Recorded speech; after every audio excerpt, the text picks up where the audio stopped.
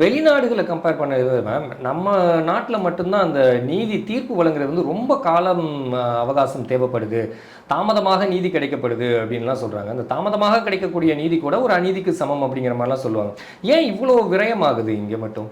இல்லை அப்படி நம்ம இந்த வெளிநாடு இது நான் அதெல்லாம் சொல்ல முடியாது. இன்னொரு விஷயத்தையும் நம்ம அதாவது டிலேடு ஜஸ்டிஸ் இஸ் டினைட் ஜஸ்டிஸ்ன்னு தான் சொல்லுவாங்க. அதை நீங்கள் சொல்ல வர்றீங்க. ஆனால் நான் அவசர அவசரமாக கொடுக்குறேன்னு ஜஸ்டிஸை வந்து ஒரு நீதியை வந்து கையில் வச்சுக்கிட்டு அதுதான் என்னுடைய காஸ்ட்டாக வச்சுக்கிட்டு நான் வேகமாக வரக்கூடாது. ஓகே.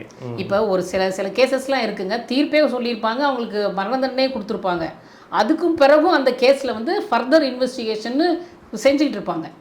ஏன்னா இப்போ வந்து விசாரிக்கும் போது இவர் குற்றவாளின்னு தெரியுது, அது நீதிமன்றத்தில் வந்து சாட்சியங்களை ப்ரொடியூஸ் பண்ணுறாங்க, அதுபடி அவரை விசாரிக்கிறாங்க, அவருக்கு தண்டனை வழங்கப்படுது. அது நிரூபிக்கப்பட்டிருக்கும் பட்சத்தில் அவருக்கு தண்டனை வழங்கப்படுது.